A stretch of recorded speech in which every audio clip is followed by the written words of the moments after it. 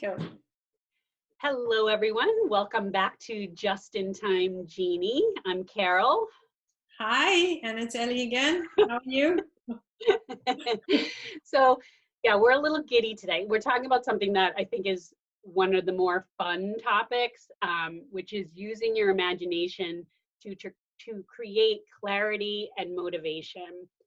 So, we're going to talk a little bit about visualization, Yep. automatic writing, and kind of revisiting your goals and your story.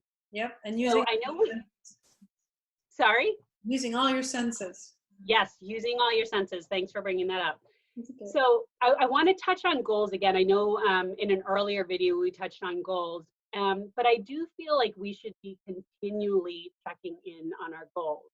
Do they still excite us? Do they make you want to jump out of bed? And if not, that's something to look at. It might be time to make some slight pivots.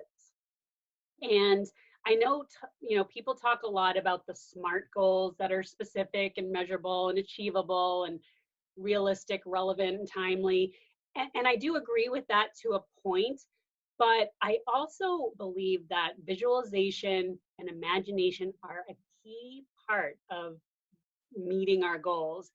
Because for me, that's the fuel for our goals. It's what gets us excited. It's what makes us want to keep doing this.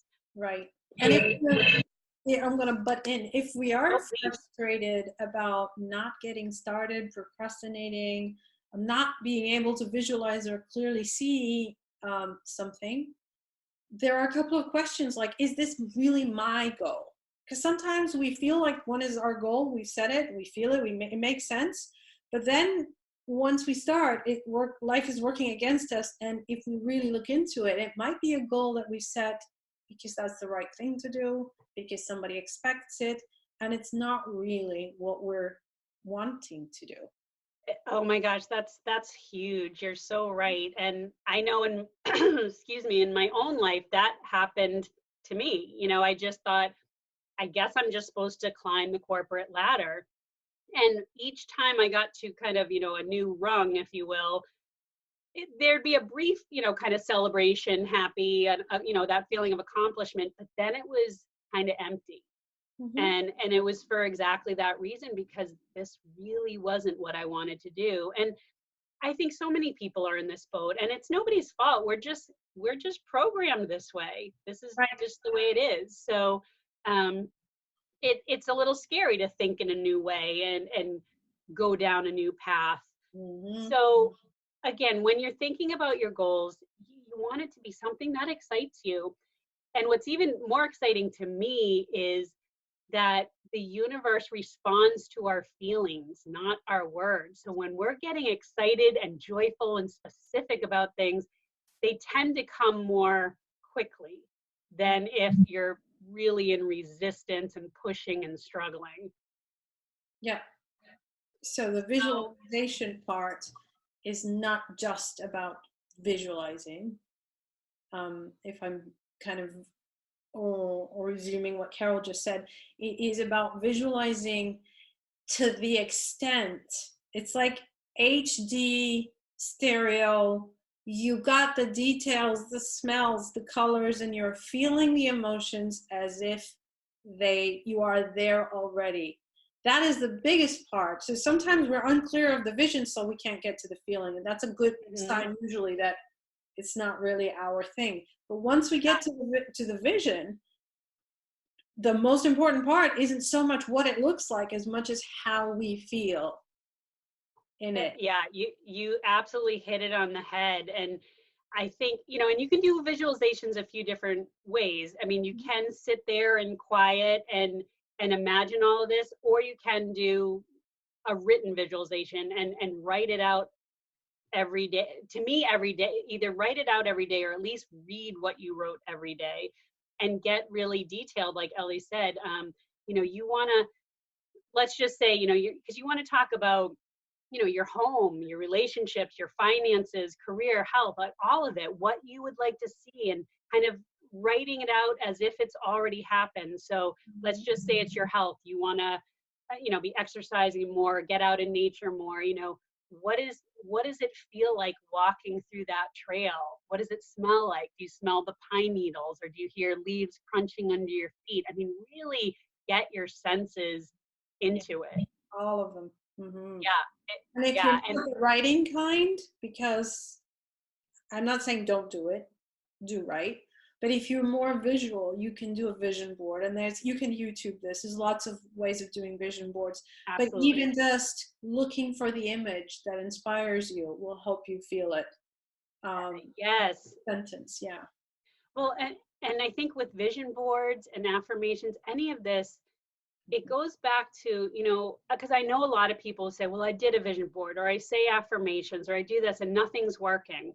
And Mhm. I think you have to remember, you can't come from a place of fear or a wound or desperation, because if you're putting that into it, so again, it goes back to what can you do to get that feeling of joy and excitement when you're doing it.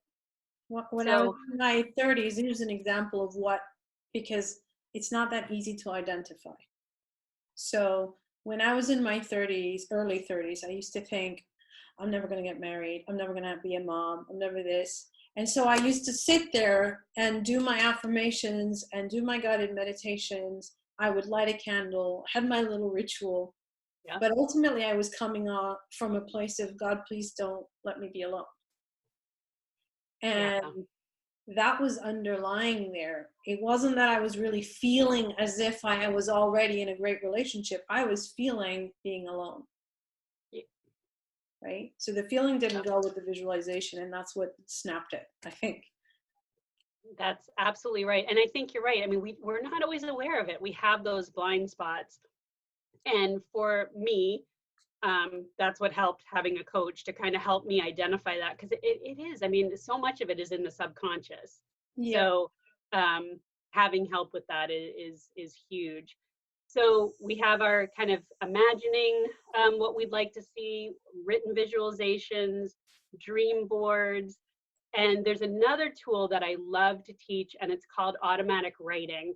And think of this as kind of a third person journaling, where you get into a very relaxed state. Usually, it's a great thing if you can do it right when you wake up and you're kind of sleepy, or you can listen to theta brainwave music. If you YouTube that, there's a bunch of that, and it just gets you in that kind of nice dreamy state. And what you do is just start writing questions. Maybe it's something as simple, what do I need to know today? And then just write. Just don't even pick up that pen. Don't worry about grammar or dotting your I's or crossing your T's, and whatever comes. And if nothing's coming, just say, I'm not getting anything, but just keep writing. And what happens is eventually things start to flow, and you might think you're making it up, but who cares? Just keep writing it. And what's interesting is when you go back later in the day and read it, you might think, okay, these are not words that I normally use, or I don't even remember writing this. But it's really this direct connection to your higher wisdom. So especially when you're trying to make some type of transition, if you're trying to reach your goals, it's just such a great way to get wisdom, from your, whether you call it your soul or your Yeah. intuition, whatever it is, whatever you feel comfortable with. And it can take a little time. I know some people, maybe 10% of people right off the bat will get like these downloads of, poetry and song lyrics and things like that. But I would say the majority of people get things like "you are loved," or everything, all is well, like very simple messages at first. But even the people who don't get anything for the first week or two, they feel better. So but eventually everybody gets something. It's just really having a consistent practice. And honestly, so much of what I do has come from the wisdom I've gotten out of automatic writing.